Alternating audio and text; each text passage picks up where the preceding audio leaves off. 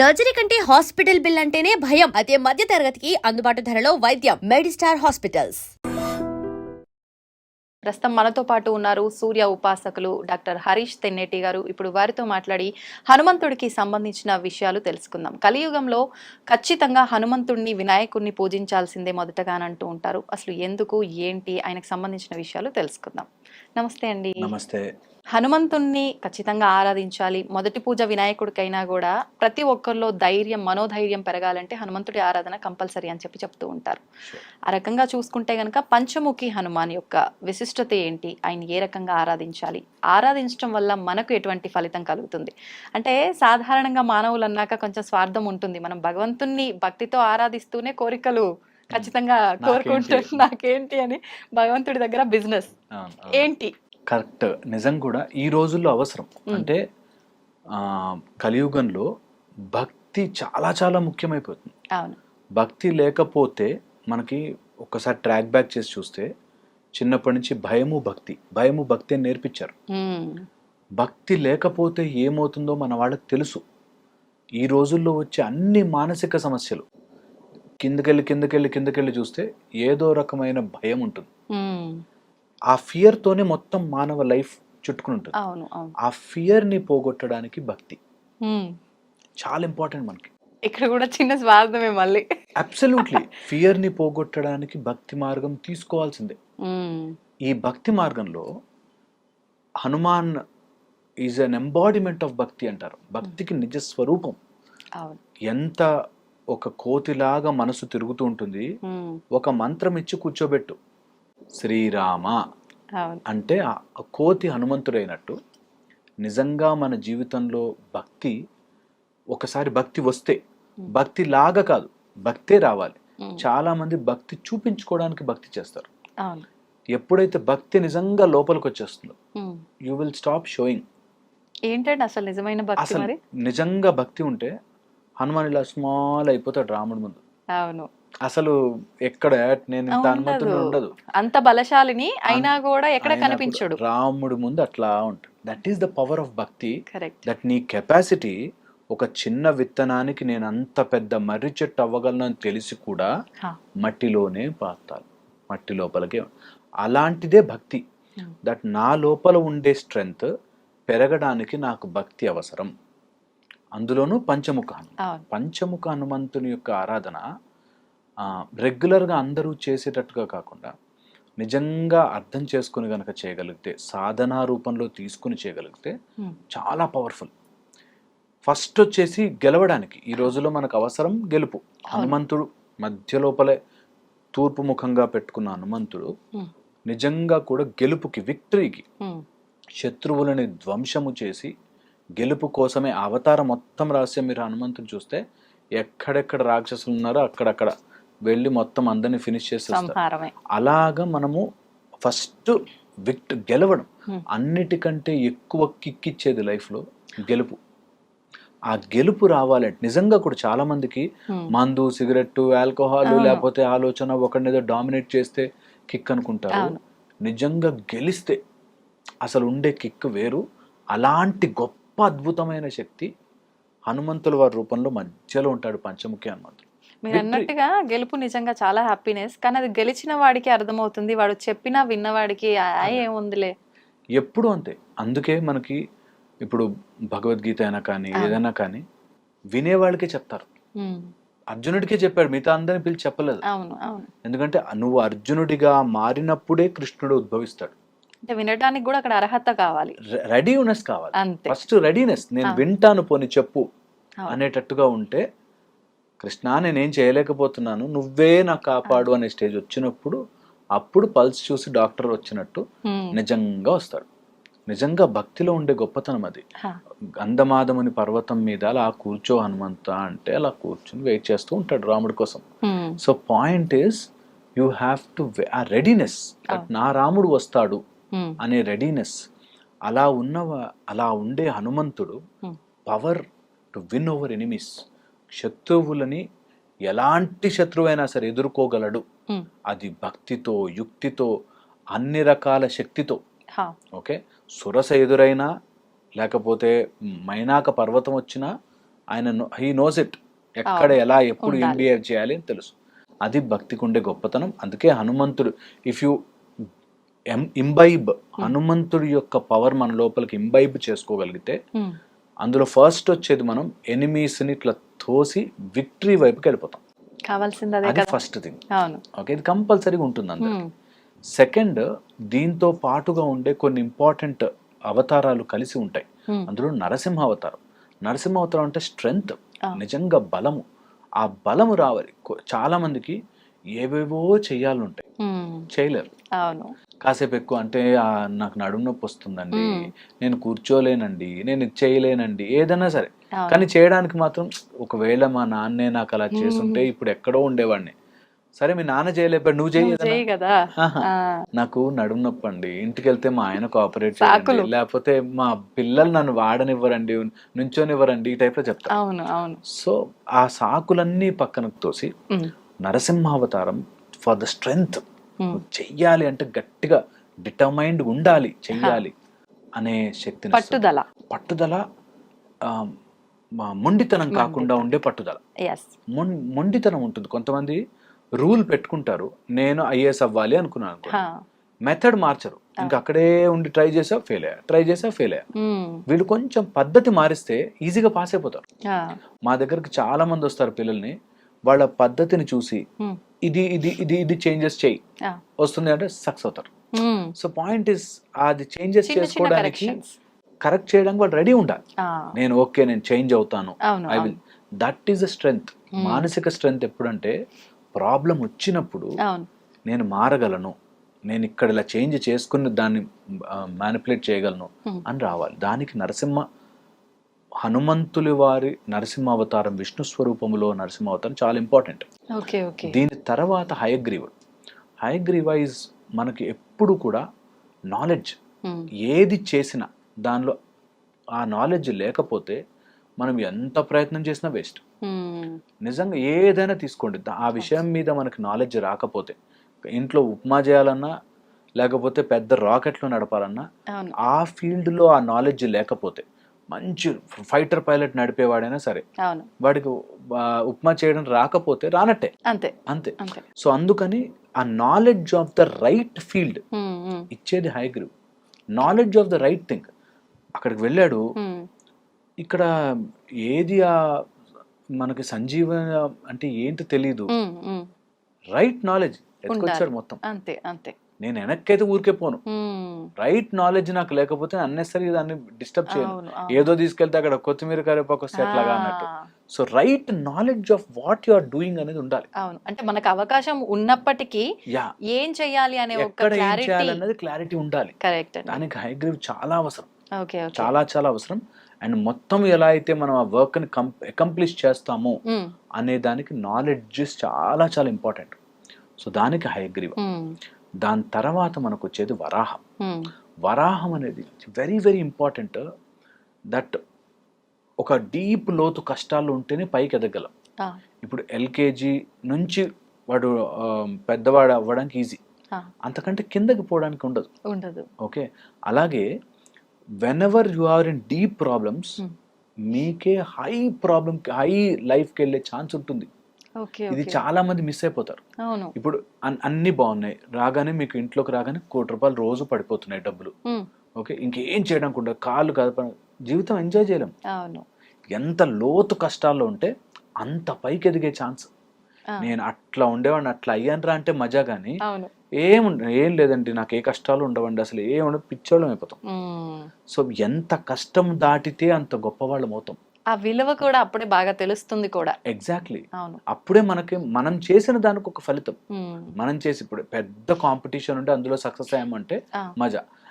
ఎవరు no competition అండి, నేను అలా నడుచుకుంటూ వెళ్తే నాకు అవార్డు ఇచ్చారు అంటే అసలు మనకే మజా రాదు. అంతే కదా. అందుకని వరాహము ఎలా అయితే ప్రాబ్లమ్స్ నుంచి మనం పైకి లేపుతారు, అట్లాగా డీప్ ప్రాబ్లమ్స్ నుంచి పైకి లేపుతుంది. చాలా చాలా ఇంపార్టెంట్.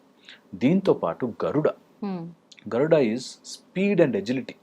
చాలా మంది చేస్తే బాగా చేస్తానండి, కానీ నాకు టైం పడుతుంది, స్టార్టింగ్ ట్రబుల్ ఆర్ స్టార్ట్ చేస్తే స్లోగా వెళ్తుంది. నేను ఎలాగైనా ఎప్పుడో ఒకప్పుడు చేస్తాను అనుకుని మెల్లగా పాయింట్లెస్. ఒక రకంగా సోమరితనం అనుకోవచ్చా? సోమరితనము, ఉమ్. ఆ ఎజిలిటీ లేకపోవడము, స్పీడ్ లేకపోవడము, ఆ.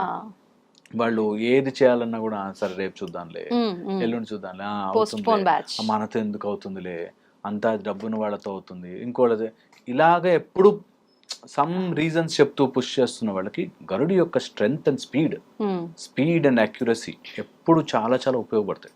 మీరు ఎప్పుడైనా చూడండి గరుడిని పవర్ ఎక్కడున్న దూరం కనిపిస్తుంది క్లియర్గా. సో ఆ విజన్ ఉండాలి మనకి జీవితంలో. హనుమంతుల యొక్క పంచముఖి ఉపాసన చేయగలిగితే ఇవి కంపల్సరీగా వస్తాయి. మిగతావన్నీ ఎక్స్ట్రా. అంటే హనుమంతుడి యొక్క ఉపాసన చేయగలిగితే అనిమాది గనిమాది సిద్ధులు వస్తాయి. అండ్ ఈ ఈ సిద్ధులతో పాటు నిజంగా కూడా మన లోపలికి ఒక తెలియని నేను చెయ్యగలను అనే ఒక బలం వస్తుంది. ఏదైనా ఎంత కష్టమైనా సరే నేను దాటగలను అని వస్తుంది. అండ్ పోనీ ఇన్ని ఉపాసనలు మేము చేయలేము, హనుమాన్ ఉపాసన అంటే చేయలేము అంటే వీటన్నిటితో ఒక రామనామం ఒకటి యాడ్ చేసుకోండి చాలు. ఓకే, ఒక్క రామనామం చేసుకోండి, ఆయన పవర్ అంతా మీ దగ్గర వెయిట్ చేస్తూ ఉంటుంది. రాముడు ఎక్కడ ఉంటే ఆయన అక్కడ ఉంటాడు కాబట్టి ఆయన అలా చూస్తుంటాడు. రామ భక్తుల్ని కాపాడుకునే బాధ్యత ఆయనదే, హనుమంతుడు. మీరు ఏం రామ రామ రామ రామ అంటూ రీసౌండ్ అయిపోండి, లోపల అణువు అణువులో రామనామాన్ని నింపండి. హనుమంతుడు ఇట్లా ప్రొటెక్ట్ చేస్తాడు, ఇట్లా కాలు పెట్టి అడ్డు పెట్టి ప్రొటెక్ట్ చేస్తాడు. అది నేను ఎక్స్పీరియన్షియల్గా ఎన్ని చూశాను, ఎక్స్పీరియన్షియల్గా అంటే అది మాటల్లో చెప్పలేము. అండ్ అలా చెప్పి ఏదో ఇందులోకి గుంజాలను కూడా ట్రై చేయట్లేదు.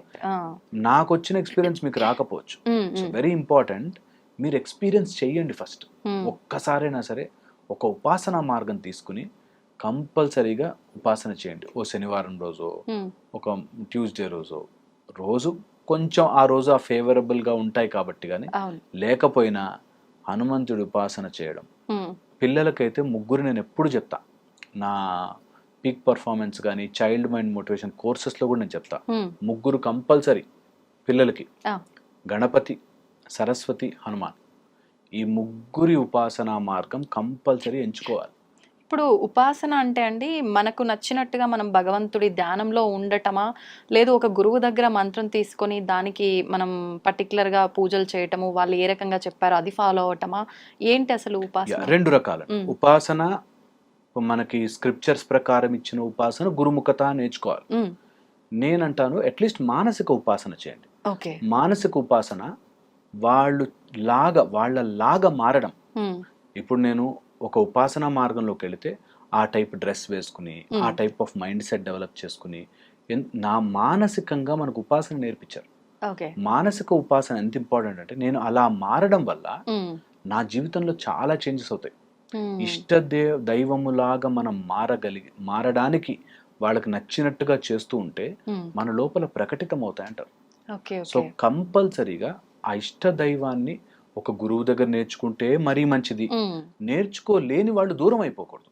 నేర్చుకోలేని వాళ్ళు, ఇప్పుడు నాకు ఇన్ని కష్టాలు ఉన్నాయి, నేను ఇప్పుడు వెళ్ళి గురువు దగ్గర కూర్చుని ఆ జపం నేర్చుకుని దానికి అర్ఘ్యం వదులుతుంటూ హోమం చేయిస్తూ నాకు టైం లేదు.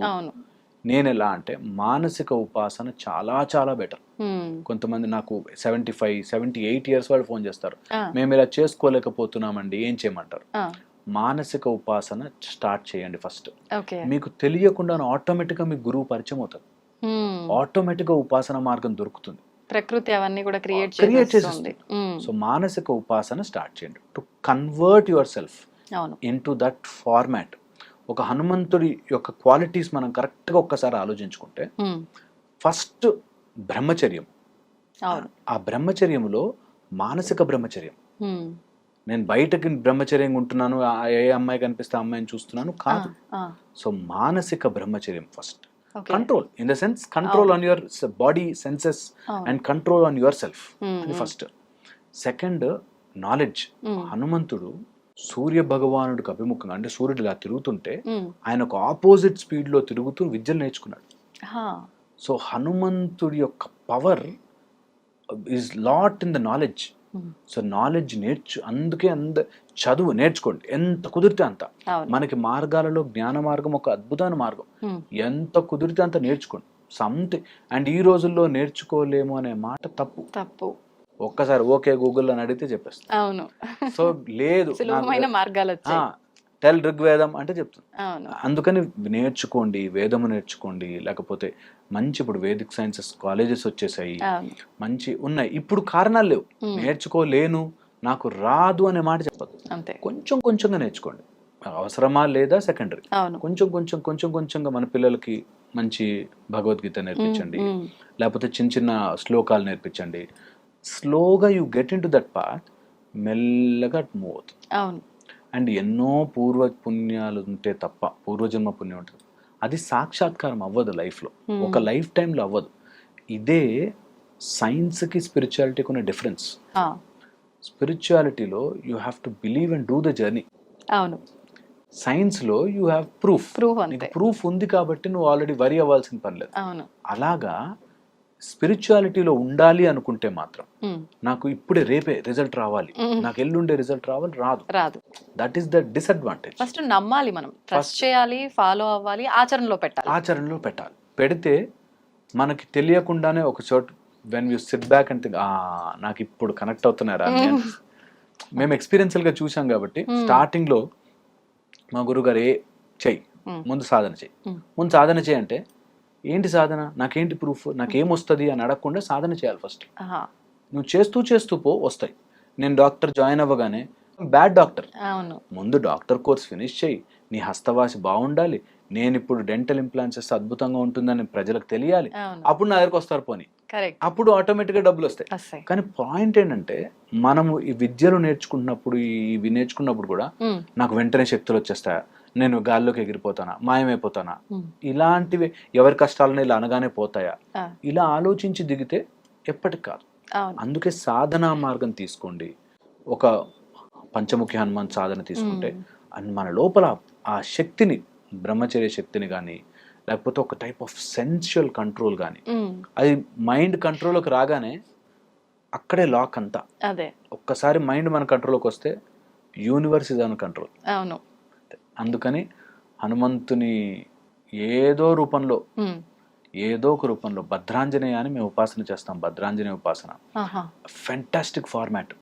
సో అలాగా భద్రాంజనేయ ఉపాసన కానీ, జనరల్ హనుమాన్ దీక్షలు కానీ కొంచెం మన వాళ్ళని ఒక రిథంలో పెడుతుంది. దెన్ అక్కడి నుంచి వాళ్ళు ఎలా జర్నీ చేస్తారు అన్నది డిఫరెంట్.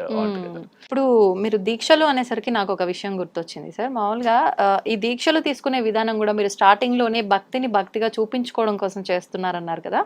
ఆ రకంగా దీక్షలు కూడా వాళ్ళకున్న వ్యసనాలు మానేయటం కోసం ఇంట్లో వాళ్ళు ఫోర్స్ చేస్తే దీక్ష తీసుకోవడము, లేదు అంటే వాళ్ళని వాళ్ళు కంట్రోల్ చేసుకోవాలని దీక్ష తీసుకోవడము చేసినప్పటికీ మొత్తానికి ఏదో రకంగా అలా ఒక స్పిరిచువల్గా స్టెప్ వేస్తున్నారు అని ఆనందపడేలోపే దీక్ష అయిపోయిన మరుసటి రోజు నుంచే మళ్ళీ యథావిధిగా మిగతా కార్యక్రమాలన్నీ మొదలు పెట్టేయటము, మళ్ళీ ఈ పోకడలోకి వెళ్ళిపోతున్నారు. ఎందుకంటారు ఇలా?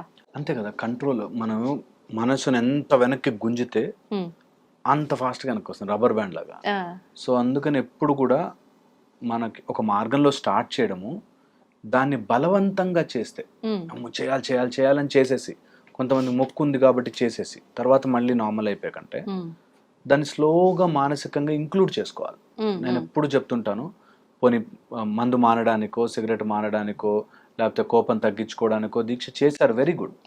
ఆ చేసిన తర్వాత కొంచెం కొంచెంగా వెనక్కి తీసుకురావాలి, మళ్ళీ నిజ జీవితంలోకి ఎలౌ చేయాలి. మాకు మా గురువు గారు దీక్షలు చేసేటప్పుడు చెప్పేవారు, ఏదైనా ఒక్క చెడు అలవాటుని ఈ సంవత్సరం తుడిచి, ఈ సంవత్సరం నుంచి నేను ఇంటికి వెళ్తే నా భార్య మీద కోపపడను, తుడిచేసి దేవుడి దగ్గర పెట్టే, దేవుణ్ణి ఎలాగోలాగా వాడుకోవాలనుకుంటున్నాం కాబట్టి ఇలా నీ మెరుగుదలకు వాడుకోవాలి.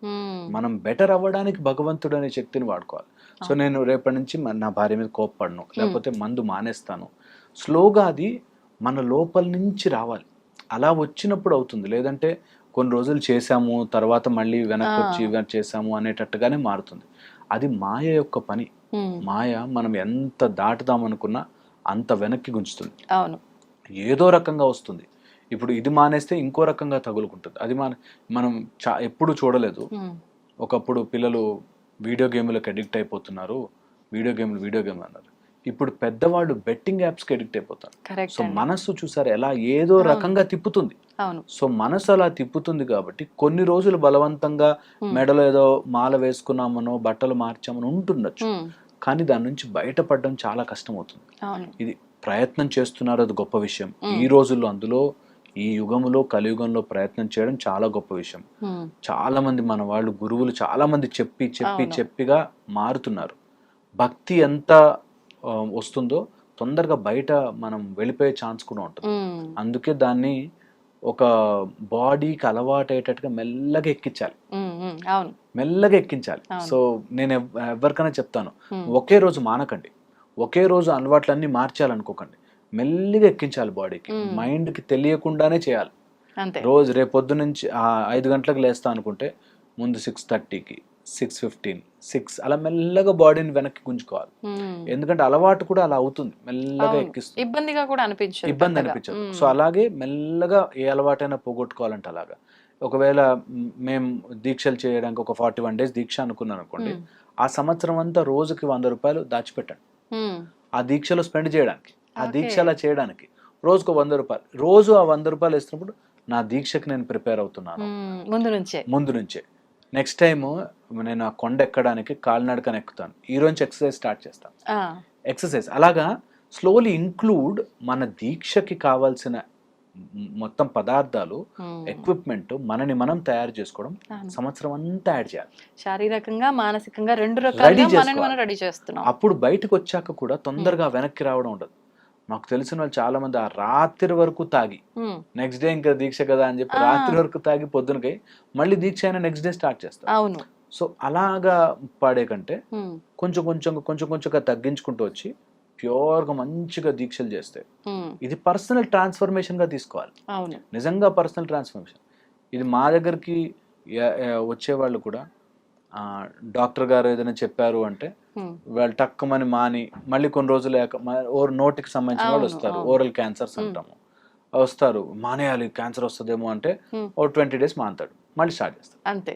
ఏదైనా అంతే. ఎందుకు అది మనసు చేసే పని, దీనికి భగవంతుడితో సంబంధం, మనసు చేసే పని. మనం ఎలా కంట్రోల్ చేసుకుంటాం అనేది ఒక ప్యాటర్న్ లో ప్లాన్ చేసుకుని రావాలి. అప్పుడు ఖచ్చితంగా దాటుతారు, ఈజీగా దాటుతారు. ఒకే రోజు గుంజాలని ట్రై చేయకూడదు. సూపర్ సార్, నిజంగా చాలా చక్కగా వివరించారు. మామూలుగా ప్రతి ఒక్కరి మైండ్ సెట్ ఎలా ఉంటుందో ఇప్పుడు అది నిజంగా కళ్ళకు కట్టినట్టుగా కనిపిస్తుంది మీరు చెప్తుంటే. దాన్ని ఒకేసారి మార్చమంటే ఎగ్జాంపుల్కి ఇప్పుడు మీరు అన్నట్టుగా డ్రింక్ విషయానికే వస్తే ఈ అనర్థాలు జరుగుతాయి, వద్దు నన్ను నేను కంట్రోల్ చేయాలన్న ఆలోచన వచ్చినా ఒక 20 రోజులు ఉంటారు, తర్వాత అస్సలు కంట్రోల్ చేయలేక ఇంకా బీభత్సంగా మళ్ళీ మొదలు పెడతారు ముందు దానికన్నా. ఇలాంటి ప్రమాదాలు దారి తీయటం కన్నా మీరు అన్నట్టు కొద్దిగా గురువారాలు తాగనని లేకపోతే ఆదివారాలు తీసుకు ఇలాగ వచ్చినవి మెల్లమెల్లిగా వెనక్కి తీసుకురావడానికి. Super sir, thank you sir, thank you very much. తవ్వుతున్న శివలింగం సరే దాన్ని అట్లా కప్పేసేయండి, చూపించదండి. Krishna is there. మూర్తి పూజ కాదు, సాక్షాత్ బ్రజేంద్ర నందన భగవాన్ ఉన్నారు మూర్తిలో. ఏమీ ఆశించకుండా ఆరాధించే వాళ్ళు కూడా ఉన్నారా ప్రభుజీ? నిజమైన భక్తి అంటే మనకు తెలియదు కాబట్టి